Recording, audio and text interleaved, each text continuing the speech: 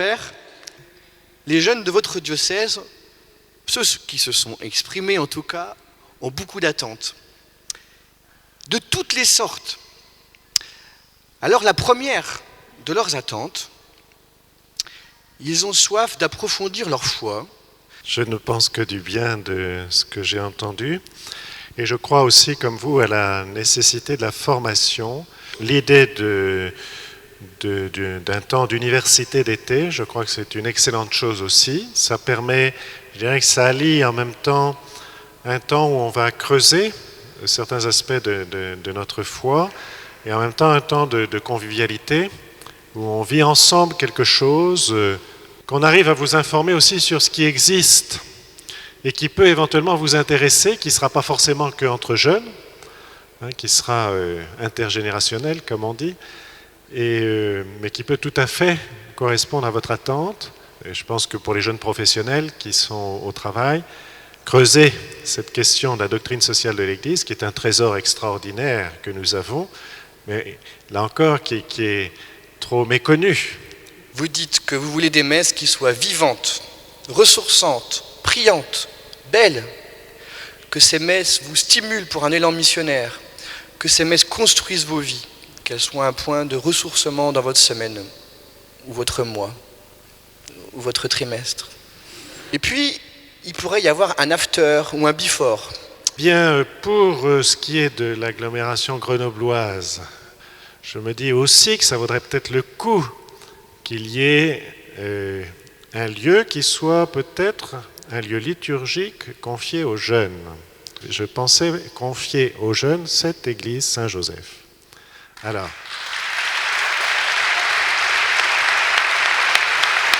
j'ai pensé que le presbytère pouvait être mis aussi à la disposition des jeunes et que donc ça peut être aussi un lieu où éventuellement une communauté puisse habiter. Et on pourrait peut-être imaginer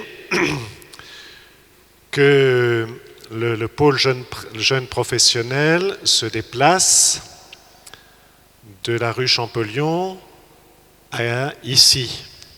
Et si la place est vide, rue Champollion, peut-être qu'on pourrait déplacer le pôle étudiant de là où il est actuellement à la rue Champollion. En même temps une spécificité, et voilà, et en même temps une proximité des deux pôles jeunes professionnels et étudiants. Confier aux jeunes une église, c'est bien qu'il y ait un prêtre attaché, enfin qui puisse avoir pas mal de temps pour les jeunes et qui puisse donc, avec les jeunes, animer cette église.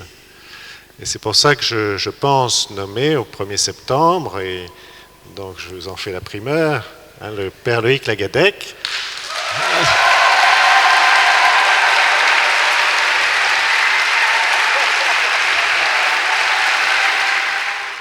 Après ces projets très sérieux, les jeunes pères évêques ont évoqué sur le blog un projet un peu plus loufoque.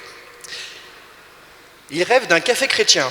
Si vous êtes prêts à vous investir, pourquoi pas ?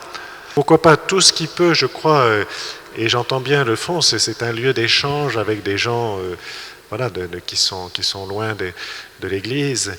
Et je crois que c'est important, effectivement. Père, on vient de prendre un bon moment sur des propositions grenobloises. Mais les jeunes dans votre diocèse, c'est pas que Grenoble. En tout cas, les jeunes grenoblois, ça veut dire qu'il faut que nous aidions, peut-être par les mails, par le courrier, par les téléphones, et éventuellement par des visites, que nous allions soutenir les jeunes qui veulent faire quelque chose dans le Nord-Isère, à Vienne, à Voiron. Il y a les moins jeunes des jeunes. Il y a ceux qui sont en couple, puis parmi les 30-40 ans, il y en a aussi qui sont célibataires et qui se posent la question, on est où nous ? On est dans la pastorale des jeunes, un peu, mais moins, on n'est pas en couple. Qu'est-ce qu'il faut faire ? Parmi ceux qui demandent, qu'on demande à l'Esprit Saint de nous rendre inventifs, que nous puissions avoir des propositions en lien pour les jeunes familles avec la pastorale familiale. Pour les célibataires, je pense que ce serait bien que de temps en temps, effectivement, il y ait une rencontre des célibataires entre 30 et 40 ans pour aider à vivre cet état qui n'est pas toujours facile là aussi, cherchons, soyons inventifs, faisons des propositions pour avancer. Et je crois que c'est bon, en tout cas, d'avoir des idées, d'avoir des demandes, c'est bon signe. Il faut toujours voir grand, je crois. Les jeunes veulent un vrai bon site. Un site qui rassemble toutes les informations de toutes les propositions qui existent pour les jeunes, toutes leurs attentes. Un site de communication qui soit au service de la communion entre jeunes. Feu vert. J'ai également le Sims version Jésus. Ah, j'adore. Ah, là, je suis convaincu. Ah, j'aime être le héros. J'ai l'impression que ça marche bien sur ce jeune homme. Ouais, tu vois, tu peux fabriquer des... Fais voir. Tu peux fabriquer des églises, tu vois, puis tu fais des routes, tu envoies tes apôtres et tout, ça marche. Père, qu'avez-vous à dire sur ces sujets de projets missionnaires qu'ont les jeunes? Je crois que le temps est venu pour nous d'aller au-devant des hommes et des femmes qui sont autour de nous. Et donc, je me suis beaucoup réjoui du projet de la Saint-Valentin de Dieu. Oui, c'est un peu fou, mais l'amour de Dieu est un peu fou pour nous. Et donc, il veut rejoindre tous les hommes. Et je crois que c'est effectivement, ce genre d'expérience est très stimulante pour les chrétiens, d'oser sortir de nos petits cercles pour aller à la rencontre des gens qui sont là autour de nous. Et puis, bien sûr, engagez-vous dans le monde, bien sûr, comme chrétiens,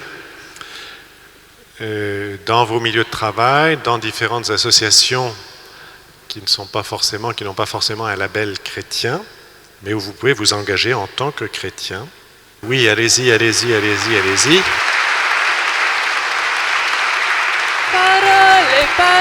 Parole. Écoute-moi. Parole. Je t'en prie. Eh bien moi, Vanessa, je trouve que ces paroles qu'on a semées, elles vont pousser et que c'était bien de prendre la parole et d'écouter la parole. Bon, bah c'est peut-être pas des paroles en l'air alors. Et nous, on est prêts. Ah ben écoutez, allez-y, je vous donne carte blanche.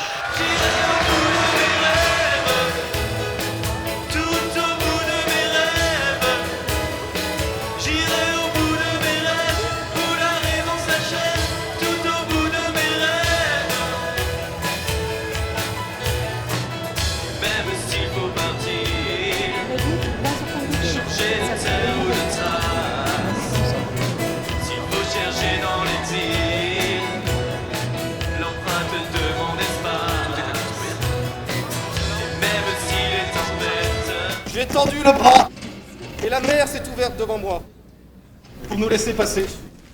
J'ai demandé à la communauté chrétienne d'ouvrir les portes pour ces nouveaux projets.